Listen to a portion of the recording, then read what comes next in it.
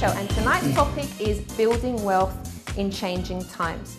Now, we're in an economic climate where many people are on benefits and some even depending on them for survival. Now, I've got mixed feelings about benefits. I think they're great on the one hand for those, for example, that really need them, like those with disabilities. However, I also believe that they can be a trap for those who end up doing nothing much with their lives because they've become accommodated with the benefits lifestyle. But what of those that eventually come off benefits and start pursuing their goals? What's the best way to do this and remain fulfilled at the same time? Well, I have some great guests with me tonight, each one sharing their views on wealth and some of their success secrets. We have Ian Fox, author of Small Wants, Little Needs, who teaches people how to be financially free, and he'll be joining us on Skype after the break.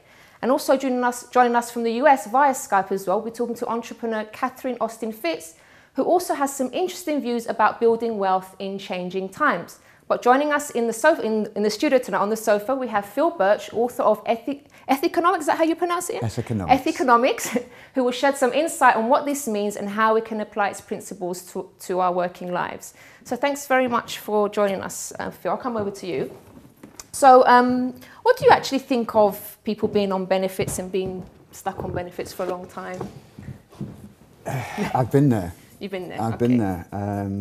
I've had a kind of up and down the career, corporate career, small businesses, ran my own, helped others, and I've spent time on benefits. Okay. And it's not pleasant. It's a difficult place to be. Now, thankfully for me, there was just me. So there weren't dependents to sort of put extra pressure on that. But it impacts your friends, your family, your social group, everything.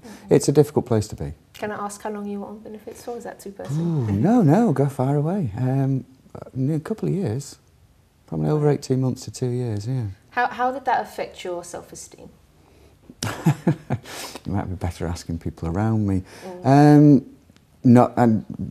Not very positively, shall we say. You question yourself, you question your experience, your abilities, your commitment. I don't know about other people, and you question your value. And I went to some pretty sort of dark places with it, to be honest. Right. Okay. So supportive people kind of helped me get through. What the main thing for me was when I found what I wanted to do, I found a focus, I found a goal, an objective, whatever you call it, then it gives you that light at the tunnel. But it's a very difficult place to be, very difficult. What about those, because I know there's people that there are people on benefits that don't like being on benefits and they can't wait to get off them, but then also we've got the others that don't mind, they think it's a nice lifestyle, don't have to do much. Do you think they really think that, or do you think that's just kind of like an... I guess it's down to the individual. I mean, I hated it, but it gives you a kind of false economy, a little comfort blanket. So I can understand people getting drawn into that to the point where it's difficult to get out of it. I can understand that. I personally hated every second of it. But whether that's just me or my particular situation, everybody's different. Yeah. But for me, I hated going down every fortnight. I hated signing that piece of paper. I hated explaining what I'd done and what I hadn't done. What I did do, I decided to sort of look at myself and look at what I wanted to do, and it gave me the chance to set up another business and work with different people, write the book, and etc. I think it also depends on how a person's brought up, because I remember my parents, my dad came here from Cyprus when he was about 16, and he worked and everything, but I never saw them ever depending on benefits. And I remember sort of I finished uni and then I didn't have a job for myself. I think I signed on for like a couple of months or something. And like you said, it just was so strange for me to do that, because I'd just done a degree and I thought, okay, now I can go off and do anything I wanted to, and I couldn't find a job immediately. So I felt quite, I suppose, a bit insecure about myself as well. Yeah, so I mean, I went straight into corporate world from A-levels. Remember A-levels? Yes, yeah, I did those. Into a management training scheme with Siemens, and it was a fantastic scheme. So I didn't do the student bit. So I went straight into earning. I did my HNC and HND that I took to degree, so I went that kind of earn and learn. So it's completely alien to me. Not working, not earning, again, sort of working class background, you worked. So you just work. Right. And I got quite successful, and I moved to a smaller company in a bigger job, and various things sort of happened, and the next thing I spent some time unemployed, and it was a short time at that one, but that was a shock. It was a real shock. Confidence, all that stuff. Okay, but then as you didn't stay on benefits, obviously. Now tell us a bit about what you do and why this title, this interesting title, Ethiconomics. Ethiconomics, yeah. After my first sort of short stint unemployed, I set up a graphic design business that got burgled. The insurance defaulted, so I was back, it's a long time ago. Yeah. So it's back to square one. I applied for a couple of jobs and I got back into corporate world, which was great. Climbed the ladder, came down to London, did 8 or 10 years in London, in the city, in commerce finance, fantastic. Then moved to head office, didn't quite have the same buzz, and the culture of the business changed. The whole environment became increasingly unpleasant, downsizing, pressure on the numbers, and it started to make me think what was important to me. And I explored this in my own way for a while I was working. I read a lot, researched a lot, and it became sort of critical to me to put the people back into business, which was difficult in corporate world because, you know, these institutions have a momentum of their own. So I left there, set up another couple of businesses. But isn't that the culture everywhere in every organisation? Yeah, really? and the Ethiconomics was, I knew what I wanted to write, but I didn't know how to write it. And when I came up with the word, it all fell into place. And it was bringing ethics and values and genuinely into the business environment to encourage people to realise, and it's not just for leaders, it's for anyone who goes to work, to be honest with yourself, to take your values to work. You don't have to be someone else when you go to work. And if you've got the opportunity to set your own business up or to influence the culture of the business, then Ethiconomics is a way to integrate your values and your principles right in the commencement of your planning, and to put those into your mission, into your objectives, into your strategies, so that every day, operationally, you're delivering those values in some way. And the culture of the business then reflects that through every aspect of it.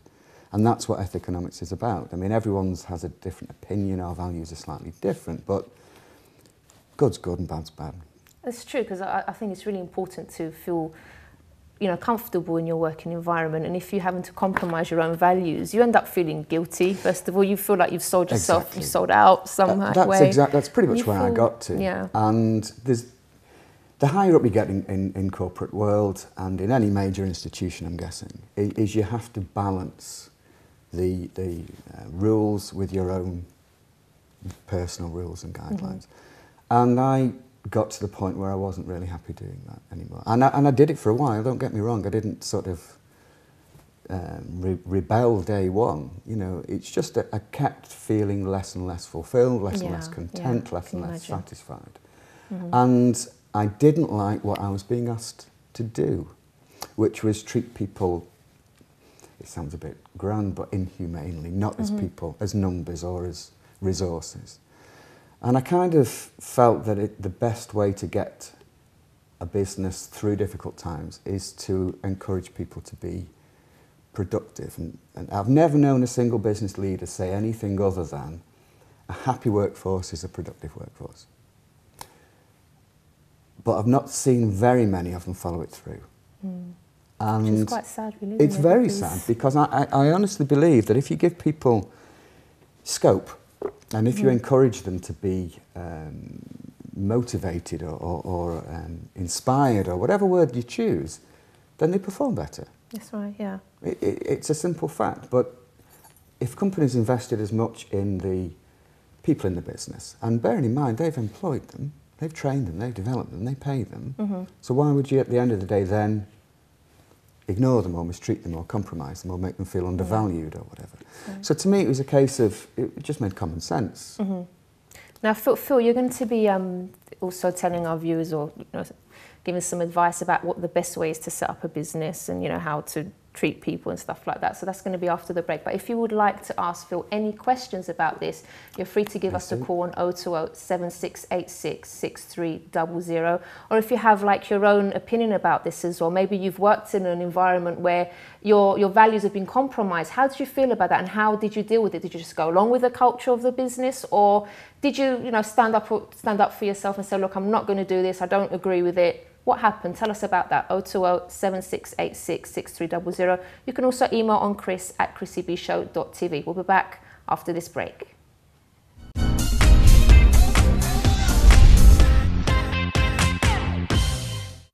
Welcome back to the Chrissy B Show, where tonight we are speaking about building wealth in difficult times. Now, joining us on Skype right now, we have Catherine Austin Fitz, who is let me just get it right, the founder of Solari, and she's going to be speaking about, how people really should build wealth. Because I know some people, sometimes they just want to make money. They don't really care how it affects other people or how it affects society as a whole. And I know Catherine is very against this. So let's say hello to Catherine. Hi, Catherine. Hi, Catherine. How are you? I'm very well. How are you? Can you hear me Good. well? So what time is it over there? It must be like 4 or 5 o'clock in the afternoon? Yeah, it's right before 5 p.m. Okay then, so thanks so much for joining us. Now, Catherine, can you tell us briefly about Solari?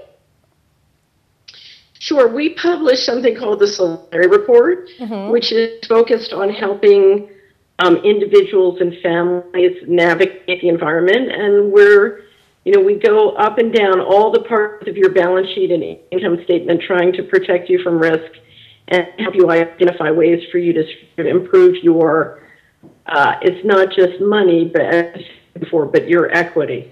So it's a focus on your financial well-being, which includes everything. I always tell all of my clients, if you're not healthy, that's the fastest way you can hurt your financial position. So we tend to look at things very holistically. And now you've got nothing against people building wealth, have you? Oh, not at all. We exist to help people build wealth. Right. Okay, but just in the right way. Well, let me say what that means. The question is, are you building wealth in a way that improves, that increases the pie for everyone, or are you building wealth in a way that shrinks the pie for everyone? Because if we all act in a way that shrinks the pie, we're not getting more wealthy. But do you think people really care about others in this day and age? Like, do you think that people just want to make money nowadays, and they don't really care about how it impacts society as a whole? My impression is most people care about other people, but more importantly, most people, I think, have common sense and know that if you do things that liquidate the environment or liquidate your skills, or that make sense in the short run but make no sense in the long run, that it's really not going to come out well. And if you look at the habits of people who are successful in ways that are lawful. Not everybody's successful in ways that are lawful. But if you look at the people historically who've been successful in ways that are lawful, they really do practice all the good old-fashioned habits of good discipline and hard work. So, yeah, I think most people are pretty sensible about that. And how do you actually teach people to these kind of values, or encourage them to use them, to follow them? Well, I don't really teach that, because my subscribers as a group know that. I mean, they're very hardworking, very responsible people. And the first thing that happens is they realize that something is terribly wrong, and they can't figure out what it is. They go to the major media, and there's no real good information on what's really going on. And so the first thing they need is a really good map, and so that their time isn't wasted and their money isn't stolen. And what I try and do is give them a really good map of how things work, with suggestions of how they can protect themselves. Right, okay. And what I find is most people in my subscriber client base, if they have a really good map, then they know what to do.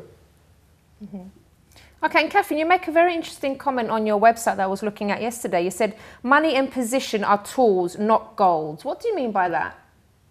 Well, if your goal is to make money or to hold a position, then you're easy to control.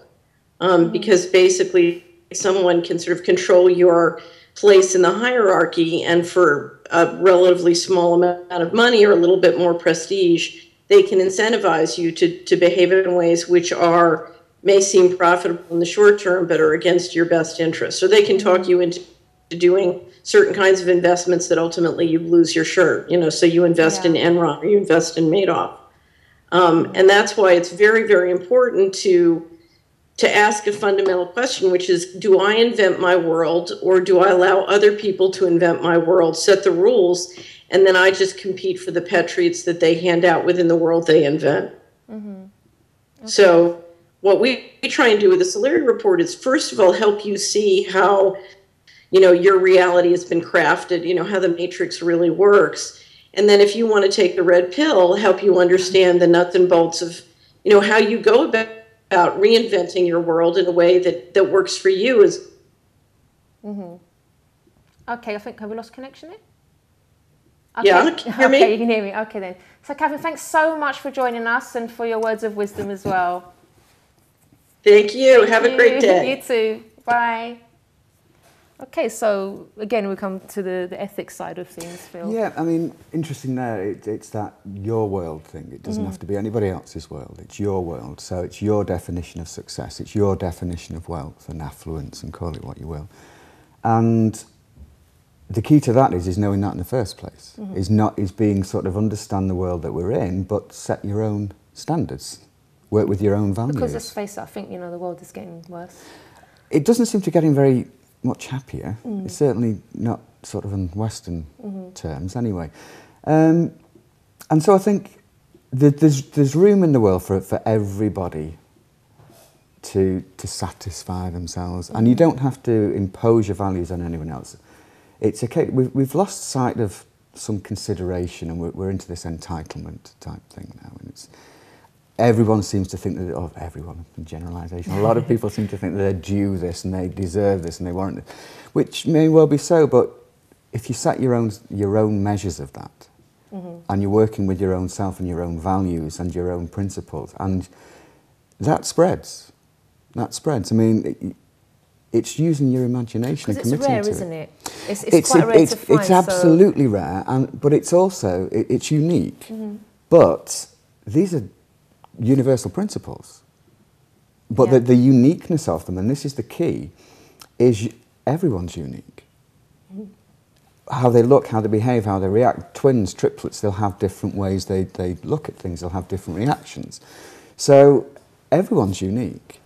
It's finding that uniqueness in yourself and putting that into practice. That's the key. It takes a bit of confidence. But when you find that what you do is you then attract like-minded people, then suddenly it's not as difficult as you thought it would be.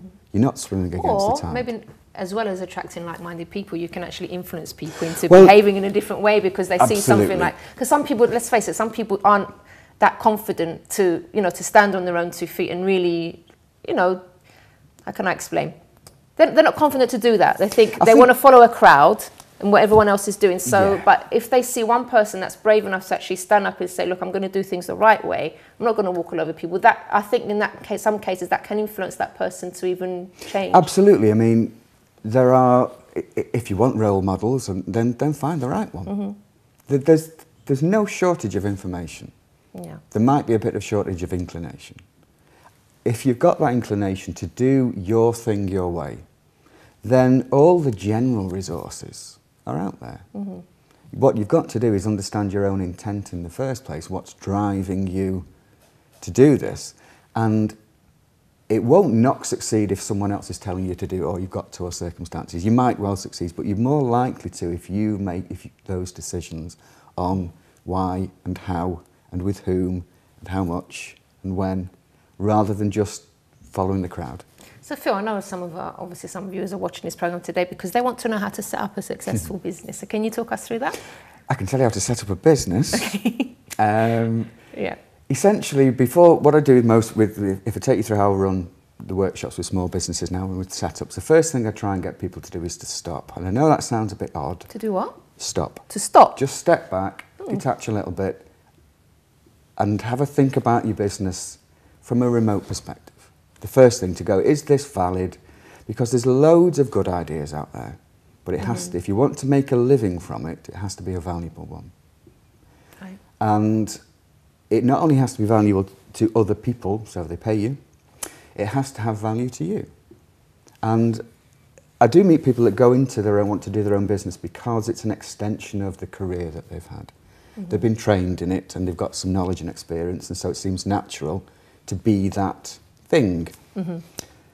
But if you actually sat them down and asked them, do they like being a whatever consultant or whatever it might be, or whatever, they actually don't. They've probably got a hobby or an interest or a group, and sometimes that's down their passion. to parents, isn't it? Sometimes it is. I mean, it is a bit of nature nurture. To be a doctor, so I'm going to be a doctor. Yeah, it is nature nurture, and it's the environment you're brought up in. I think the difference these days is that there's so much information out there, so you can find so much more quickly, and finding inspiration or the right contacts or a bit more the right group or the right community is easier to find. It doesn't make it any easier for you to go and join it or to actually make it successful. But if you're defining what is successful, and you're not just reliant on the world telling you you should have that car or that house or that whatever it might be by that time, then you're defining your own success. So who can tell you that you're not successful?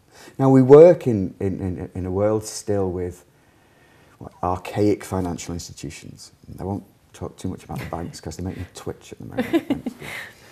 But we have to work within a framework. But there's a lot of latitude in that framework. You can find ethical investors. You can find like-minded support groups. You can find, whether on any of these things, Twitter, LinkedIn, Facebook. There's a Facebook group that always makes me laugh, this one, that are interested in the stickers on bananas. And all they do is tweet about stickers, you know, these little 5 stickers. Yeah. Now, I don't know if you have a look, there's hundreds or thousands in this group. Now, that's a community. If you're passionate about banana stickers, then join the group. You don't know where it's going to take you, but you're doing something you're interested in, that you're passionate about, with people that are also passionate about it. So the first thing is you step back and decide what it is you want to do. And if you don't want to be whatever it is that you feel you're comfortable being, then just have another think about it. And don't be afraid to do something. Follow your passion. No, follow your passion. Use your imagination. You won't really be fulfilled unless you're doing something that you actually like doing. It's exactly. And suddenly when you are fulfilled and content and all these words, then you find that looking just at the numbers isn't as important anymore. And guess what? The numbers are probably falling in anyway. Yeah. That's the key, because if you're authentic with it, people see that, they feel that, they relate to you at that, they communicate to you at that level. If you're going through the motions because you've got a PowerPoint and you've got your tablet and your pad and your thing and you're just saying these things, people can tell. People can tell. So if you've got that passion and that whatever it is you're doing, it will shine through. Okay. Phil, we have to go to a break, but you're going to continue with the how many more steps are there? You've probably got you can highlight the most important. I will, yeah, most important I'll go steps through. For us. So we're going to go to a quick break, but if you want to participate, don't forget you can call us on 020 7686 6300. Join us after this break.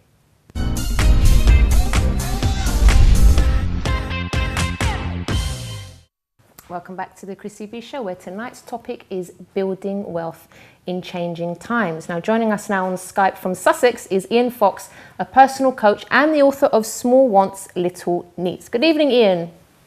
Good evening, Chris. How are you? I'm very well. How are you?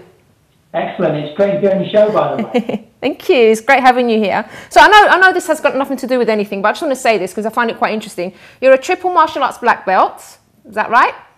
Correct. And you hold the Guinness World Record for the fastest kicking of 50 high kicks in 22 seconds. That is also correct. Now, if you were in the studio, I'd make you do that, right? To show everyone. I'd have to make sure I wore the right clothing for that. All right, but then next time maybe. Yeah. So, Ian, can you tell us a bit about what you do?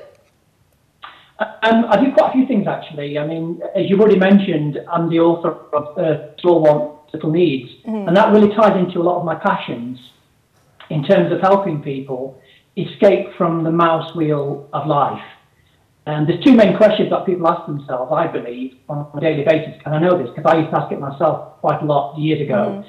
And the questions are these: am I good enough, and do I have enough? And those are the questions that trap people into doing things that they feel obligated and forced into doing. And after many years of working my guts out as both a martial arts instructor, I'm doing lots and lots of different things. You know, I was working up to, I had 15 martial arts schools. I was working up to about 15, 16 hours a day. Wow. I was burning myself out on a regular basis.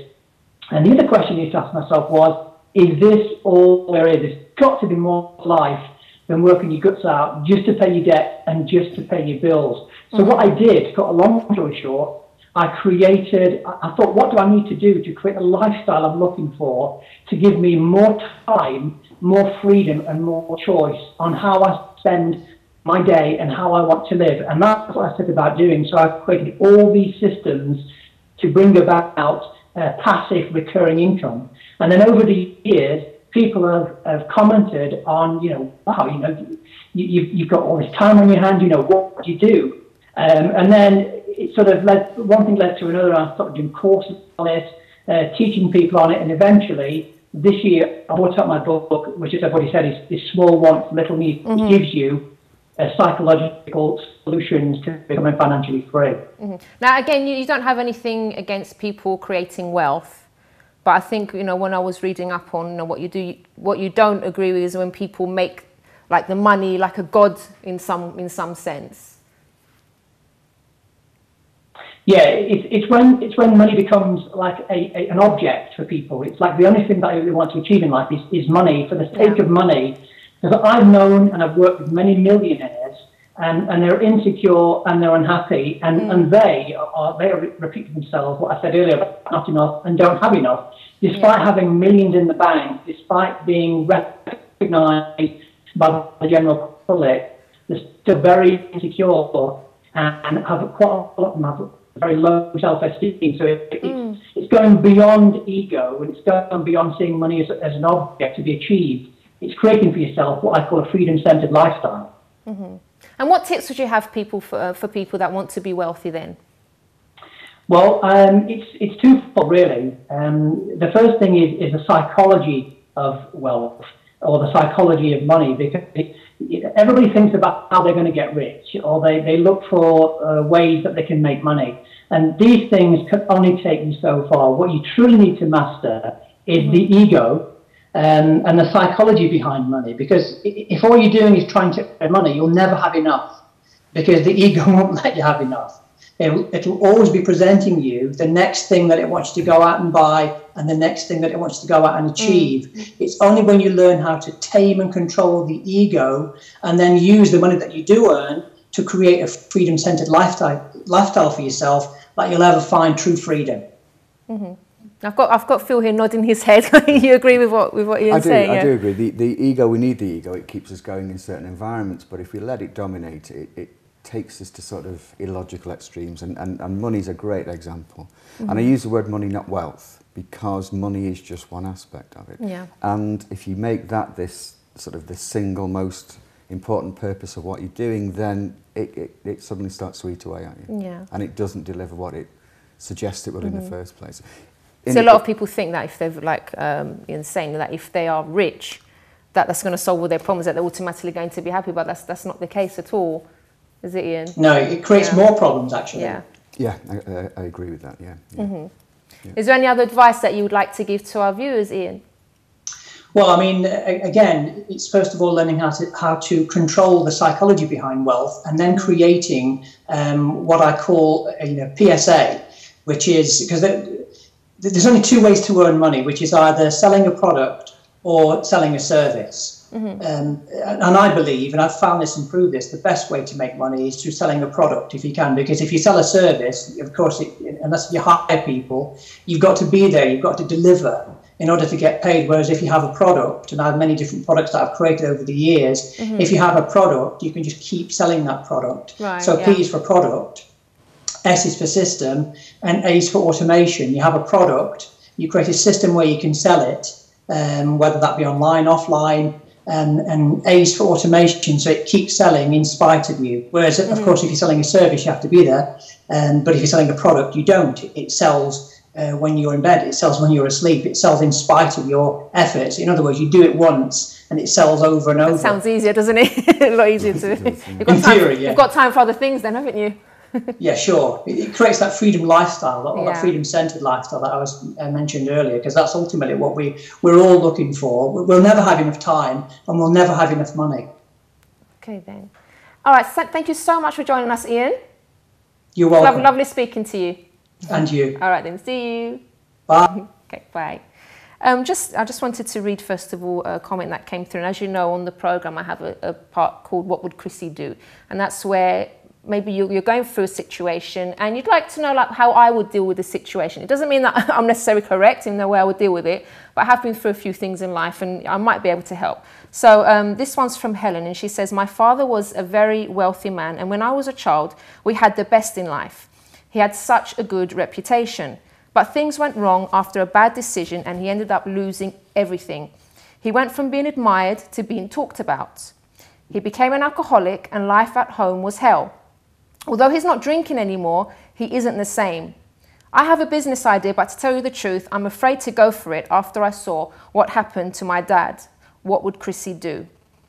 Now, what really stood out for me in this email, Helen, is that you talked about reputation, that he had such a good reputation. I think maybe that's where the problem was in the first place. Like he built everything, like his reputation depended on what he had rather than what he was. So I think a reputation, I don't know if you agree with me, Phil, a reputation should be based on who you are. So for example, if you have that kind of character, that you're honest, you're sincere, you treat people well, people will love you for that, not what you have. So if, for example, because let's face it, people lose things at the end of the day. Businesses fail sometimes you don't succeed in certain things, but that shouldn't mean that will be the end of your world as well. But if you have those core values inside of you, people will still admire you regardless of what you have. And actually that gives you the backbone to build things up again. So I would say, don't be afraid. If you have that business idea and it's something that, it's a dream that you have, and I think if you don't go for it, you won't be truly happy. So I would say go for it, but don't think that your reputation depends on that. Your reputation depends on who you are. And even if you do lose at the end of the day, and let's face it, we lose everything one day anyway because we die, right? Absolutely. It doesn't last. We it kind of just last. rent things for a while. Yeah. And use them up and put them back again. Yeah, that's right. So, I would say go for it. Don't be afraid. And, as I said, be true to yourself and like your values. And I'm sure you'll be happy with that. Okay. And if anyone wants to email me as well, if you're going through a situation, you have a question, you can email me on chris@chrissybshow.tv. Now back to Phil, because I can't wait to hear the rest of the things that you wanted to talk about building a successful business. Right. I'll just finish on that, joining from that last conversation. Reputation is important, but it isn't you. Yeah. However, if you are authentic and you're showing your values of integrity and etc. and trust and honesty and fairness, then one venture that fails is just a venture that fails. Yeah.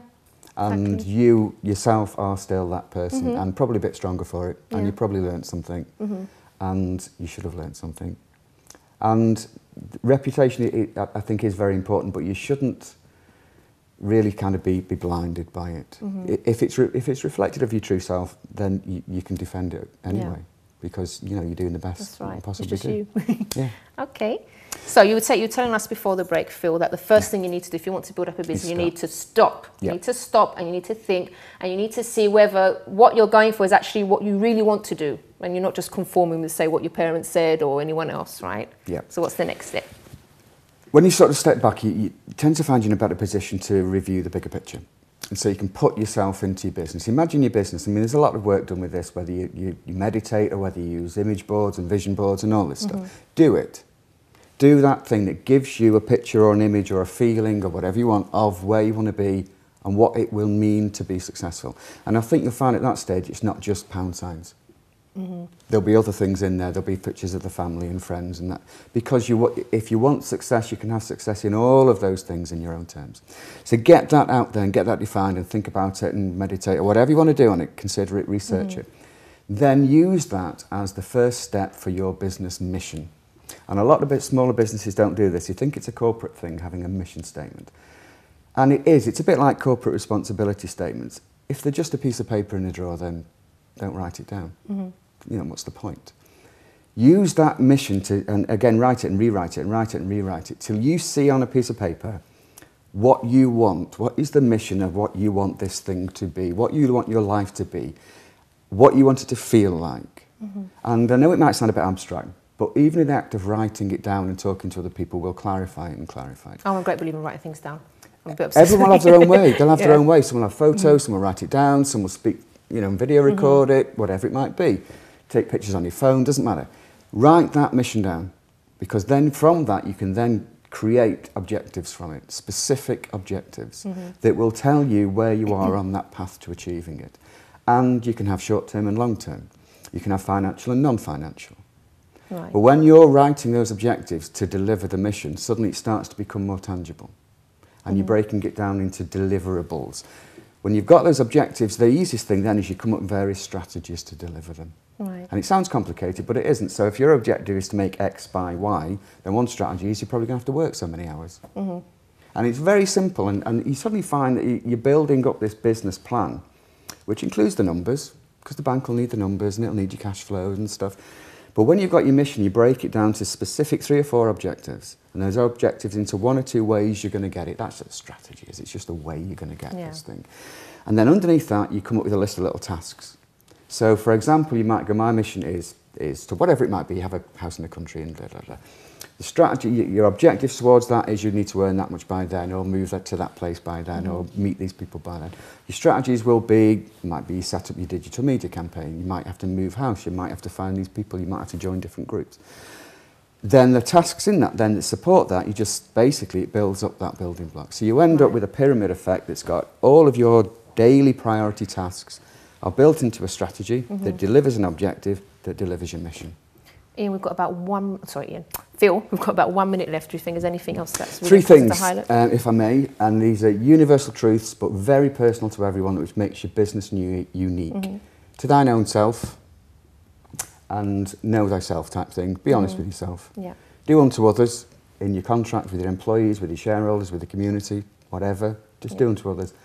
And he without sin. Don't judge other people. They're probably trying their best as well. Just try your best and see how it goes. I totally agree with them. Thank you so much for sharing that. Pleasure. And if people do want to know more about you, they can find your details on my website. It's what is my website? I've forgotten. thechrissyBshow.tv. Sorry, I should know that off by heart by now. Okay, so we have reached the end of the program, unfortunately. But before we go, I'll just tell you about Wednesday's program, which is all about styling up. So if you want to know how to dress according to your body type, and also if you want to dress according to your age appropriately as well, because I know some women have a bit of a problem with that, maybe dress too old or too young. We're going to be speaking about that on Wednesday's show. But before we go, let's leave you with our YouTube funny video of the day. Bye bye for now.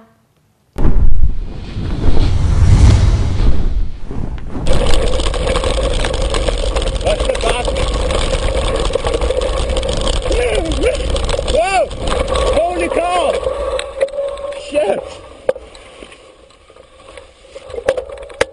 Are you okay, dude?